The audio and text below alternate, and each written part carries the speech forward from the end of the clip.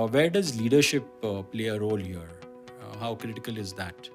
People have a natural tendency to emulate their leaders. The exuberance of humility Mm-hmm. is what I would want to categorize as his North Star. You're not in a race of being better than someone. You're in the race of being a better version of yourself every single day. Any specific hacks or tricks that you can suggest that these are stuff that if organizations do, that can make a difference. Sustainable change requires maintenance over a lifetime. True.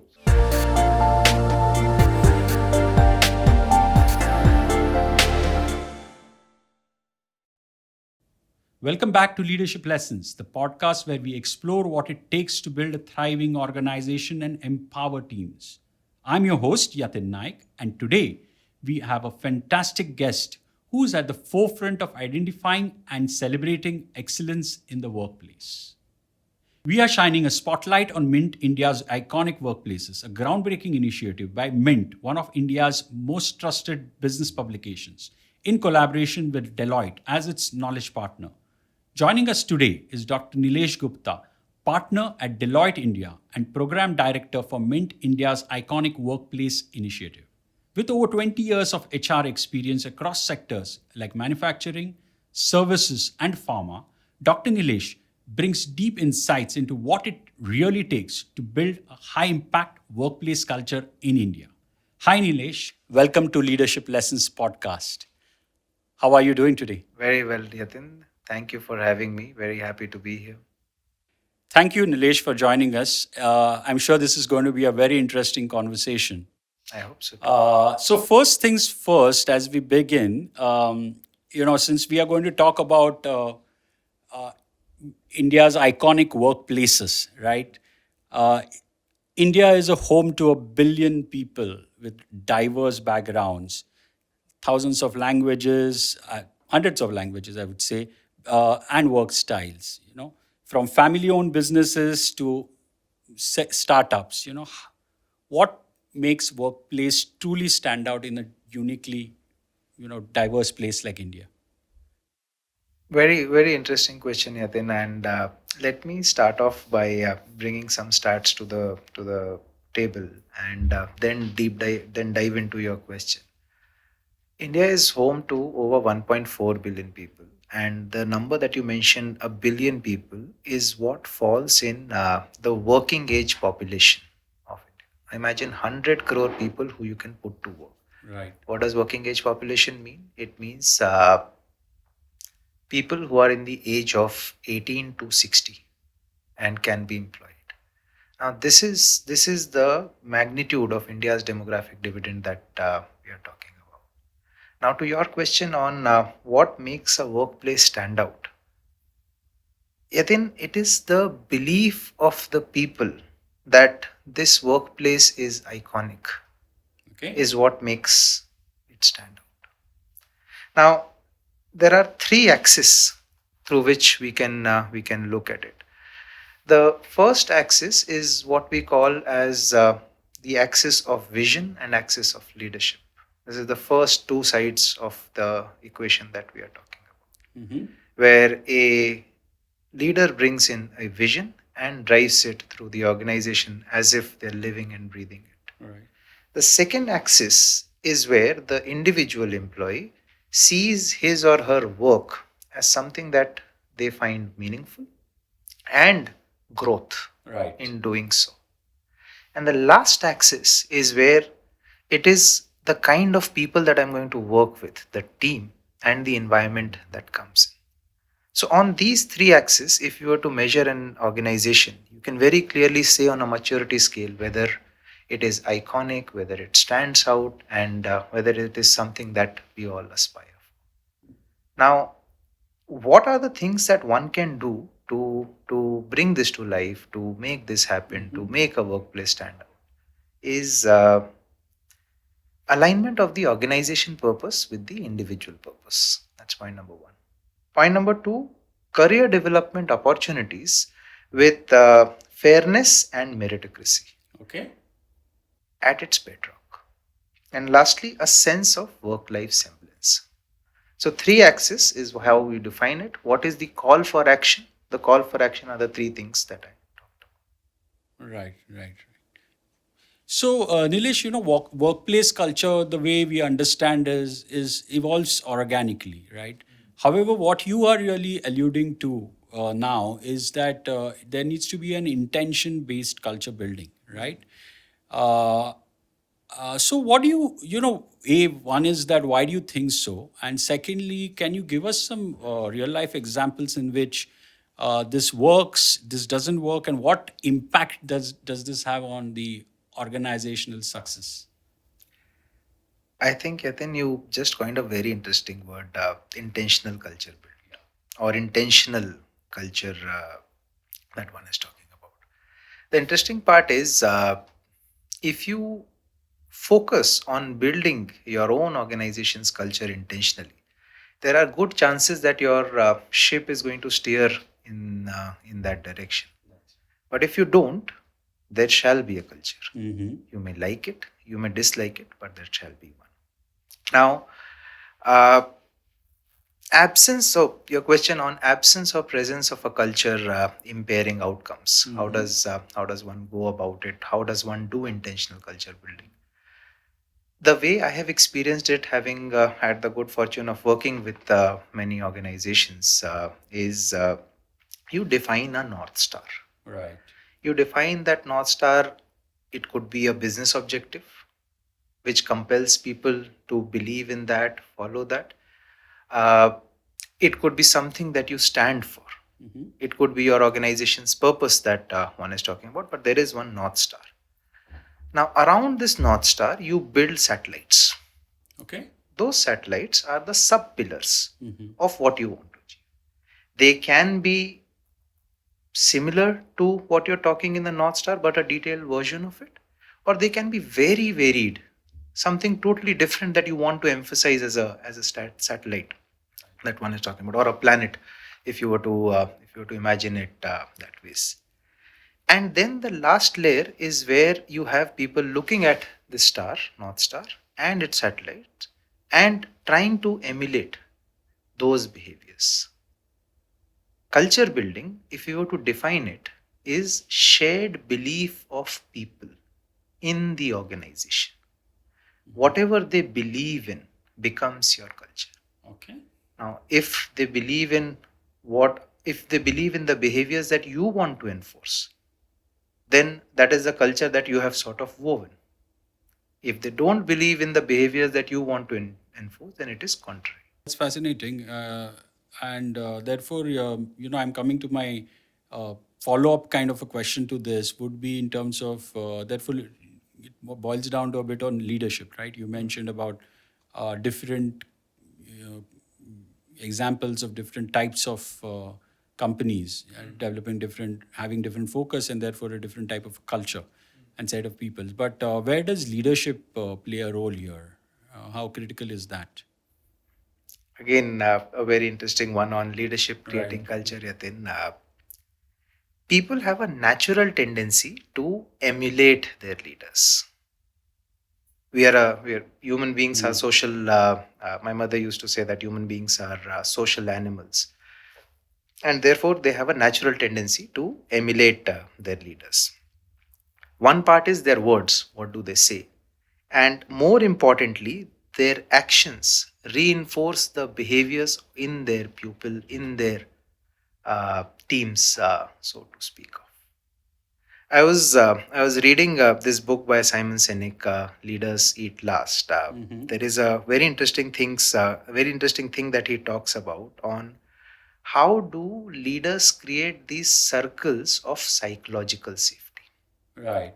Very, very important. Now, what does this mean? It means that as a team member, do I have the comfort that my boss has my back? Mm-hmm.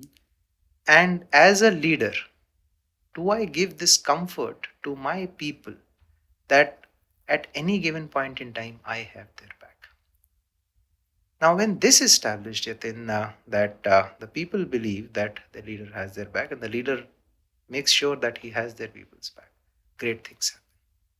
phenomenal things happen.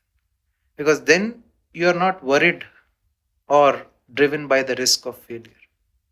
You are driven then by the art of the possible.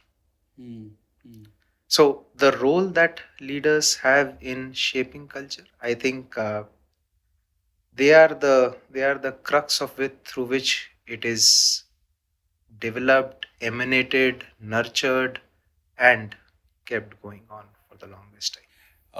Okay, now let's come to the Mint, India's iconic workplace Hmm. initiative, and come to specifically an quote unquote iconic workplace. Hmm. Okay, uh, what does an iconic workplace really mean? And how would you set it apart from maybe a good workplace or a bad workplace? Very interesting, Yatin. I'll start with the same thing that I said in my first question. Mm. If the people in your organization truly believe that you are an iconic workplace, then you are an iconic workplace. It is all about the experiences that your people have within the organization. I'll try and explain our framework to you, those three axes. Right. The vision of the leader, the leadership, the empowerment of the leadership itself on one axis, which gives the comfort that these are the set of people that I'd want to be associated with to the extent I would want to follow them, right? On one axis. The kind of job that I have, the content of it, and my growth associated, I can see myself growing in this organization. I would want to stay in this organization. I would want to say good things about this organization on this axis. The collaborative nature of my team members that I would want to work with, or more importantly, if I can stand them every day. I'm going to spend 1/3 of my life with them every day, right? For 5 days a week. If I can be with them, and there is an environment which helps me thrive as an individual, is are some of the things that make a workplace iconic. Now, what are some of the characteristics, Yatin, if I was to get there? Your people find joy in being with you, in being with your organization is one. Your practices stand the test of time is another. Now, there's a very interesting anecdote that I have within, and it can be applied across variety of phases and stages and situations of life. But I'll focus on the people practices part and then get to the larger things. Your practices stand the test of time, right? What does this mean? It means that we decided we are going to have policy A, which does A, B, C, D things for our people in an organization. Fast forward 5 years, we are standing here to review the same policy, right? Now, if I was to give you an option, Yatin, and let's say you are on the decision making committee, I was to give you an option, go back 5 years back in time with now the knowledge in hindsight of these 5 years of how things panned out. Will you still take the same decision? Will you still implement the same policy? That is what I mean by a policy or a practice standing the test of time. Okay. Right? It is not about iconic workplace, is not about being better than someone, right?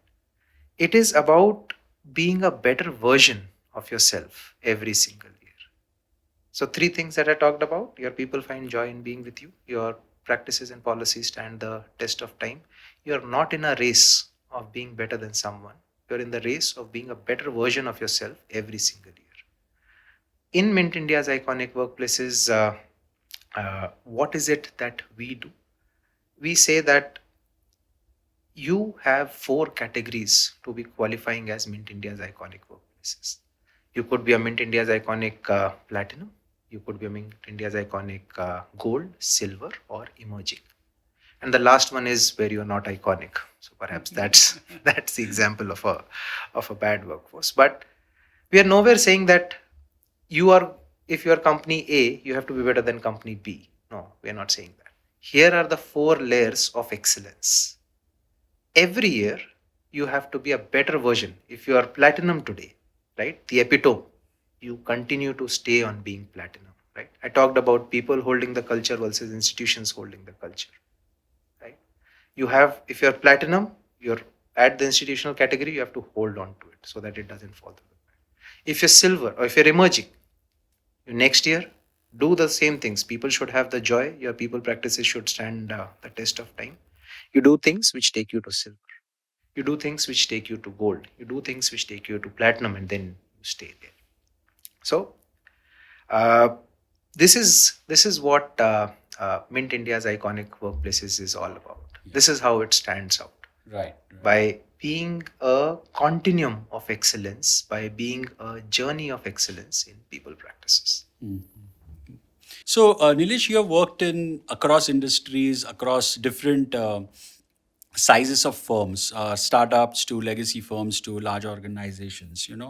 And as we speak about good workplaces, iconic workplaces, what are some of those practices, habits that such firms exhibit that maybe smaller firms or which are still emerging kind of firms can emulate? So I think having worked with a lot of organizations and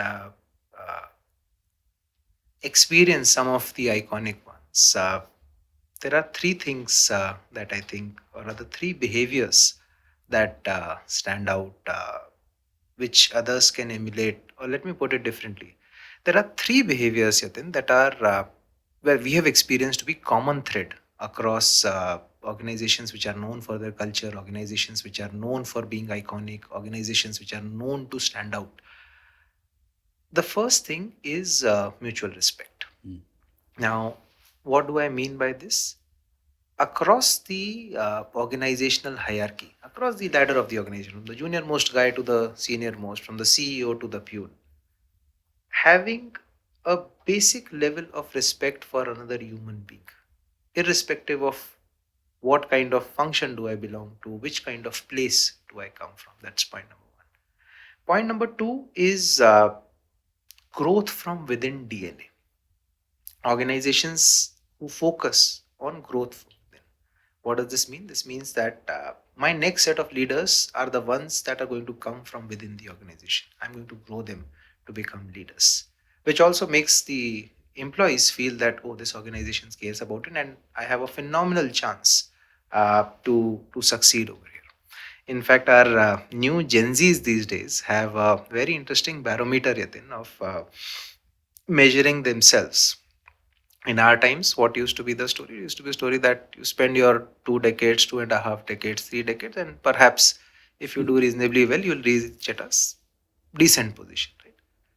Our young team members and who are now young leaders as well, they have defined in their lingo time to CXO. Time to CXO. Time to CXO. And it is not that we would measure it in decades, right? They're still in single digit years. Right? So, second common thing that we've seen is organizations who inordinately focus on growth from within. Third one is ownership mindset. You may want to call it entrepreneurial spirit. You may want to call it intrapreneurship. But the crux of it is, if there is a large majority of people in your organization who inculcate and exhibit ownership mindset, these are the three things that we have seen to be clear standouts, as common standouts. And perhaps organizations, if they can emulate one out of these three, two out of these three, or three out of these threes, that it would be phenomenal and doing wonders for them. A follow up on this, just while you spoke about these three things that could be different, like organizations can follow, is there any specific hacks or tricks that you can suggest that, okay, these are stuff that if organizations do, that can make a difference? Sustainable change requires maintenance over a lifetime. True. So that's the first hack. That it's not going to be a shortcut. It's going to be a long drawn journey. It's going to be a journey which people will have to experience every living day of your life. But some of the things which are, if you ask me, easy to understand, and if you ask me, very easy to do, is being principled. Mm-hmm. What does being principled mean? That irrespective of the face, right? This is what the rule says. Not the other way around, where show me the face, I will show you the rule. Irrespective of the face, this is what the rule is. Being disciplined about it. Second, uh, repeating it. Repetitive excellence, repetitive brilliance is the key to inculcating any form of culture that you would want to establish, good one or bad one. You keep being harsh to your people, they will be harsh to their people, and so on. Keep repeating. You be nice to your people, they'll be nice to your organization. So, two things: sustainable change, maintenance over a lifetime, and number two, actually three. Number two, discipline, and number three, repetition. Yeah, those are some of the hacks. uh, so just change, following up on the iconic places, and one of the aspects of a good workplace is diversity, right? And it's generally considered that good workplaces are diverse workplaces, right? However, there is also this report, and I'm reading that out from Avatar and Saramount, which speaks about the fact that only 27% of workplaces actually measure diversity beyond gender. Primarily, that's all the diversity starts with and ends with, right? Whereas diversity, especially in Indian context, can be a lot of things. It could be language diversity, it could be regional diversity, its abilities, and stuff like that. Why do you think, firstly, diversity is just restricted to gender alone? And what can be done about this? Then you've touched a very sensitive topic. I am, as an individual, a vocal advocate of diversity, equity, and inclusion. I fundamentally believe in it, and I'll give you one very interesting stat on believing in it. I talked about 100 billion people, sorry, 100 crore people, 1 billion people in the working age category. Right? If you were to split it by gender, you have got roughly about half of the people who are men and half of them who are women. India's workforce participation, female workforce participation, is on the lower end of the spectrum. But you have 50 crore Indians who are females in the working age. This is the power of demographic dividend that we're talking about. Now, this be the reason, or variety of other things be the reason, India as a country, for us, corporate India, if I was to speak of, which is many times called as India Inc. India Inc. believes diversity is equal to gender diversity. There have been inordinate focus on gender diversity, and I think we've had a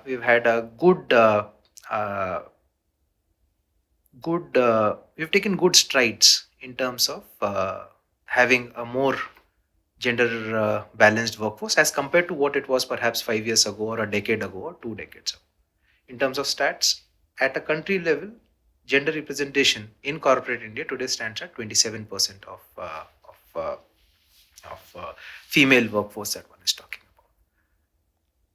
But the problem is, our diversity focus being over-indexed on gender diversity has resulted into under-indexing on LGBTQIA+, Right.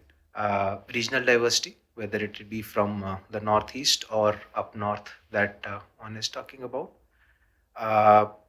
In terms of physically disabled. But there are a lot of things that we are seeing being done by organizations, especially on account of LGBTQIA plus inclusion, uh, regional diversity, and physically disabled in that order. But because perhaps of the large demographic dividend that we have, an inordinate focus has been only on gender on the gender. diversity. Right. But I hope that corporate India rises up to the occasion, and we are able to drive a workforce which is truly inclusive, truly diverse in its nature. It has been said about our country, right? Unity in diversity. I want to believe that's true for corporate India as well.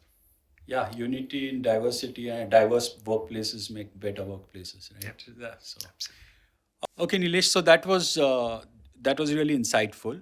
So before we wrap up, one last question, last thoughts in terms of how does one build iconic workplaces?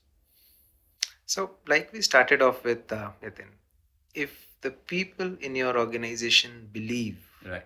that your organization is a fantastic organization, that is what makes it iconic. Our dear friends who are leaders of these organizations are the ones who are perhaps at the driving seat of influencing on what is the culture that articulates. So my message is therefore to our dear leaders: leadership isn't about your grade, it isn't about your title, it isn't about your position, it isn't about your pay. You are a leader if there are people in your organization and outside who could be your potential employees who want to be led by you. My message is a simple acknowledgement of the fact that it is those people who want to be led by you, make you a leader, is what would make perhaps iconic workplaces. Yeah. True. Great, Nilesh. This was really a fascinating conversation. Thank you so much for joining us today. Thanks much. Thank you so much, Yatin, for having me. It was lovely chatting up with you. Thank you. To learn more about Mint India's iconic workplaces or to nominate your organization, visit www.limint.com/India's iconic/workplaces. And don't forget to subscribe to HT Smartcast for more such insightful conversations. Until next time, this is Yatin Naik signing off from Leadership Lessons Podcast.